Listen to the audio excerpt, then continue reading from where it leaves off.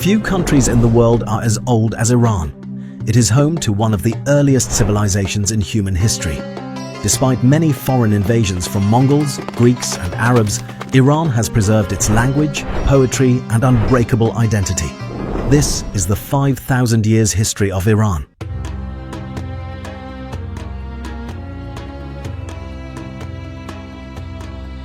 Before the word Iran existed, the Iranian plateau was already home to some of the earliest human communities in the world. By around 3000 BC, a powerful civilization known as Elam had emerged in southwestern Iran, centered around the city of Susa. Unlike many later empires, Elam was not founded by a single conqueror or ruler arriving from elsewhere. Instead, it developed gradually from the local populations already living in the region, who over centuries organized themselves into complex city-states and kingdoms. The Elamites created their own writing systems, built large temples and monumental structures, and became active participants in trade and conflict with neighboring Mesopotamian powers such as the Sumer and Babylon. For nearly 2,000 years, Elam remained one of the major powers of the ancient world. But by the 6th century BC, after repeated Assyrian invasions and the sack of Susa around 646 BC, the Elamite power finally collapsed. Its fall cleared the stage for the rise of the Achaemenid Empire.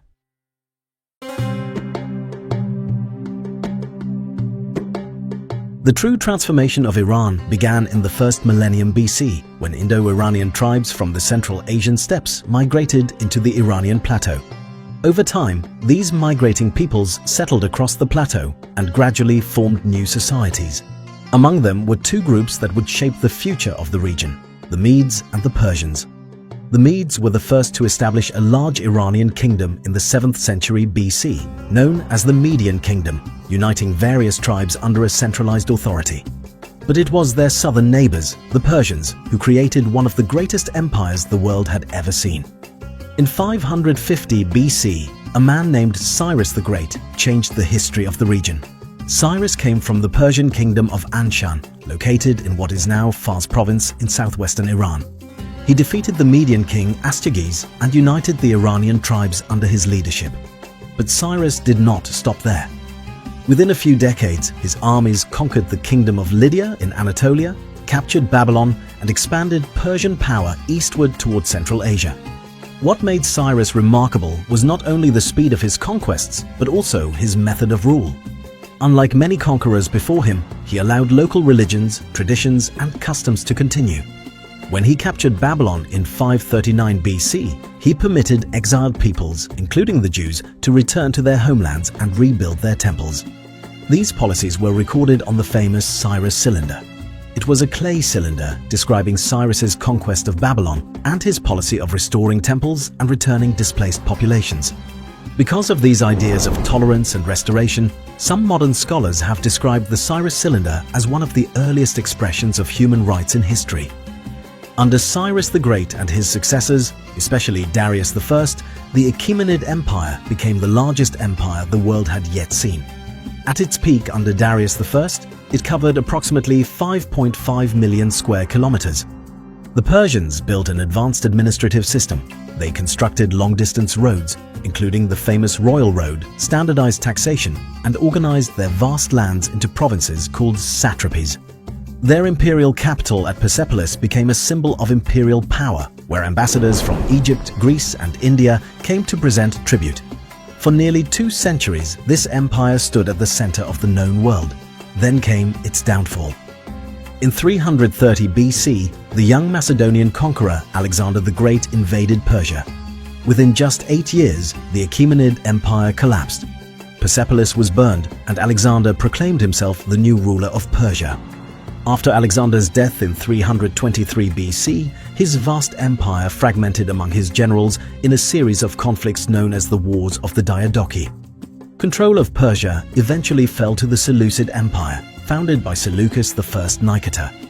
For nearly a century, the Seleucids ruled much of Iran. Greek cities were founded, Greek language and culture spread, and the region became part of a vast Hellenistic world, stretching from the Mediterranean to Central Asia. Yet this foreign rule remained fragile. The Seleucid kings struggled to control their distant eastern territories, and local Iranian traditions and identities persisted beneath the surface.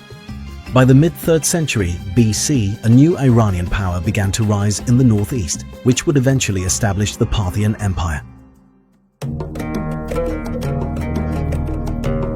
The Parthians were originally nomadic Iranian people called the Parni from Central Asia. They settled in the region of Parthia in northeastern Iran and gradually expanded their control. Their rise began around 247 BC, when Cyrus I established an independent kingdom by taking advantage of the Seleucid Empire's weakening grip on its eastern territories. They called themselves the Sassanid dynasty, and over the next century they expanded to control the entire Iranian plateau and Mesopotamia. The Parthian Empire became Rome's eastern rival for centuries. They halted Roman expansion and maintained control over key trade routes, including segments of what would later be called the Silk Road. Parthian rule was decentralized, relying on noble families and regional autonomy. It preserved Iranian traditions while absorbing influences from both east and west. Then, in 224 AD, another transformation occurred. A Persian noble named Ardashir overthrew the last Parthian ruler Artabanus IV and founded the Sasanian Empire. Under the Sasanians, Iran once again became a highly centralized and powerful state. Zoroastrianism was established as the official religion, and Persian art, architecture, and scholarship flourished. The Sasanians fought long and exhausting wars against the Roman and later Byzantine empires. The Sasanian-Roman wars lasted for over 400 years. The final and most devastating war was from 602 to 628 AD, which drained the economic and manpower of both the empires. It was at this moment that a new force emerged from Arabia. Beginning in the 630s, Muslim Arab armies advanced into Sasanian territories. In the decisive battles of Qadisiyah and Nahavand, the Persian army was defeated. The last Sasanian king, Yazdegerd III, fled east and was executed in 651 AD, marking the end of the empire. With the fall of the empire, Iran gradually became part of the expanding Islamic world. Islam slowly spread across the region, transforming its religious landscape. Yet even under Arab rule, Persian culture endured. The Persian language was revived in a new form, written in Arabic script, and Iranian scholars, poets, and scientists played a central role in what historians call the Islamic Golden Age. Over the following centuries, various dynasties ruled Iran, the most important of which was the Seljuks.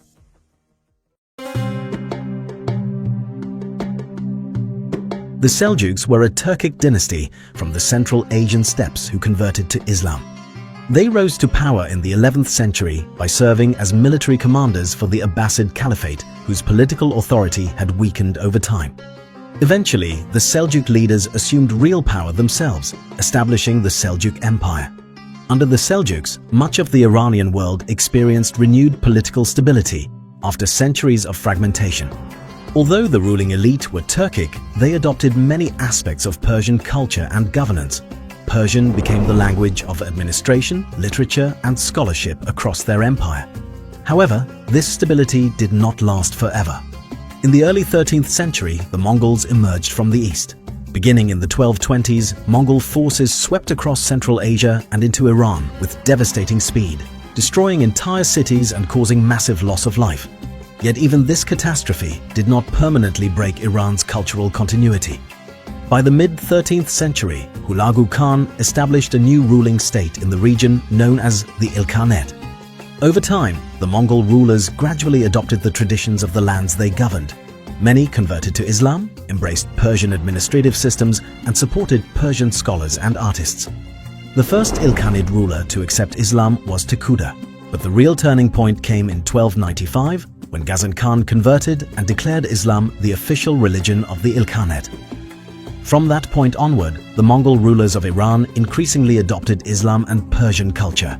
However, the Ilkhanate itself did not last forever. After the death of Abu Sa'id Bahadur Khan in 1335, the Ilkhanate began to collapse. Without a strong successor, rival Mongol commanders and local dynasties fought for control of the region. As a result, Iran once again fragmented into several smaller states ruled by competing powers such as the Jalayirids, the Muzaffarids, and other regional dynasties. For several decades, no single authority was able to reunite the Iranian plateau. This period of political fragmentation continued until the late 14th century, when a new conqueror rose from Central Asia. Timur first rose to power as a skilled military commander during the political chaos that followed the breakup of the Mongol Chagatai Khanate. Through a combination of alliances and relentless military campaigns, he gradually defeated rival tribal leaders and eventually established the Timurid Empire. Although his campaigns were often devastating and many Iranian cities suffered greatly during his invasions, the Timurid period later became a remarkable era of cultural revival. Timur and his successors patronized Persian scholars, architects and artists. Cities such as Samarkand and Herat flourished as major centers of Persian literature, architecture and science. However, the Timurid Empire gradually weakened during the 15th century as rival factions fought for power. Iran once again fragmented into smaller states ruled by competing dynasties and tribal confederations. Political instability spread across the region, creating conditions ripe for the rise of a new power. Then, in 1501, a turning point reshaped Iran's identity permanently. A young leader named Ismail I founded the Safavid Empire. After establishment of the Safavid Empire, Ismail I declared Twelver Shia Islam the official religion of the state. This decision distinguished Iran sharply from its largely Sunni neighbors, especially the powerful Ottoman Empire. Even as Iranians adopted this new religious framework, they fiercely preserved their ancient cultural heritage. This dual identity, Persian in culture and Shia in religion, would become a defining feature of Iran. Under the Safavids, particularly during the reign of Shah Abbas I, Iran entered a period of cultural and economic revival. The capital city of Isfahan was transformed into one of the most magnificent cities of the early modern world, famous for its grand mosques and impressive public squares. Trade flourished, art and architecture reached new heights, and the Safavid state firmly established the foundations of modern Iranian identity. However, by the early 18th century, Safavid power began to decline due to internal corruption, economic difficulties, and external pressures. This decline eventually led to invasions and political chaos. For a brief moment, the military genius Nader Shah restored Iranian power in the mid-18th century, even launching a famous campaign into India and capturing the wealth of Delhi. But his empire collapsed soon after his death. In the late 18th century, the Qajar dynasty rose to power and established a new monarchy in Iran. By this time, however, powerful European empires were expanding their influence across Asia. The Russian Empire began pushing southward, seizing territories in the Caucasus, while the United Kingdom sought to dominate southern Iran to protect its colonial interests in India. Although Iran was never formally colonized, it increasingly found itself trapped between these competing powers. Foreign concessions, political pressure, and economic exploitation weakened the state. By the early 20th century, the discovery of oil further intensified foreign interference, which led to the public uprising.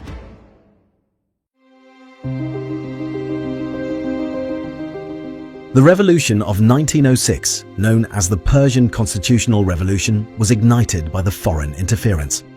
The people forced the Shah to grant a constitution and create a national parliament.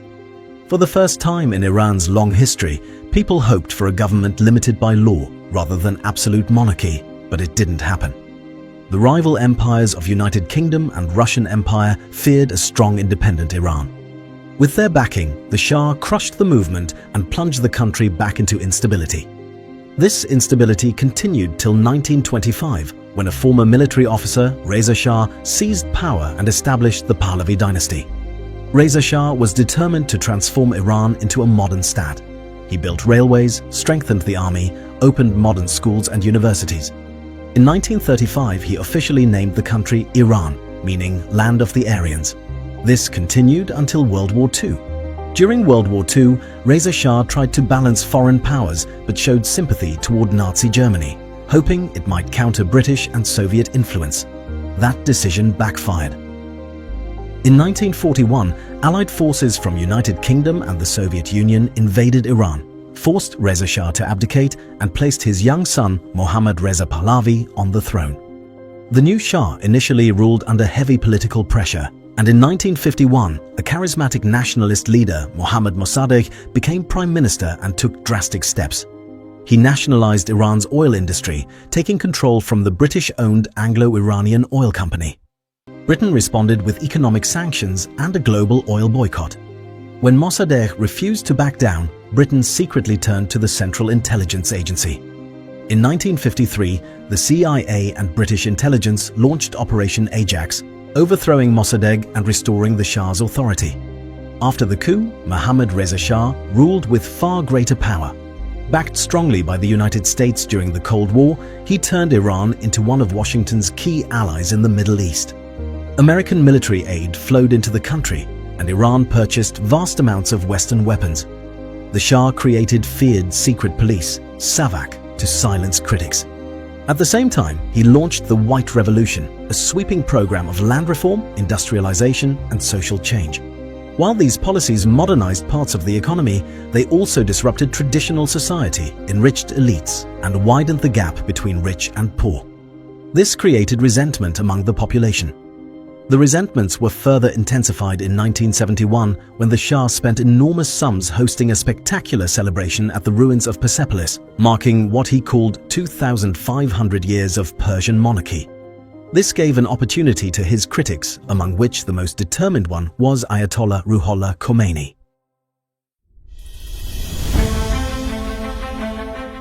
Ayatollah Khomeini was one of the most vocal critics of the Shah and his policies. Because of his opposition, he was exiled in 1964, first to Iraq and later to France. From exile, he continued to influence events inside Iran, as his speeches were recorded and smuggled back on cassette tapes.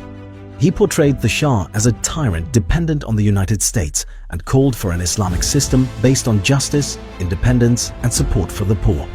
His message gradually gained momentum, and by 1978, protests had turned into a nationwide uprising. Millions of Iranians took to the streets, and the regime's attempts to suppress them only intensified the unrest. On January 16, 1979, Mohammad Reza left the country. Just weeks later, on February 1st, Khomeini returned to Tehran to a massive reception. Within months, the monarchy collapsed, and in April 1979, the Islamic Republic of Iran was established through a national referendum. The revolution marked a major shift in Iran's foreign policy. Under Khomeini, Iran adopted the principle of neither East nor West, rejecting alignment with both the United States and the Soviet Union. Relations with Washington collapsed after the Iran hostage crisis, beginning decades of tension and hostility. Only a year later, Iran was drawn into a devastating war. In 1980, Saddam Hussein invaded Iran, starting the Iran-Iraq War, which lasted 8 years. The conflict caused massive loss of life and economic damage, ending in 1988 without major territorial changes. After Khomeini's death in 1989, leadership passed to Ali Khamenei. Under his rule, Iran maintained a cautious but often confrontational stance toward the West. While continuing to oppose US influence in the region, Iran also engaged in selective diplomacy when necessary. One key example was the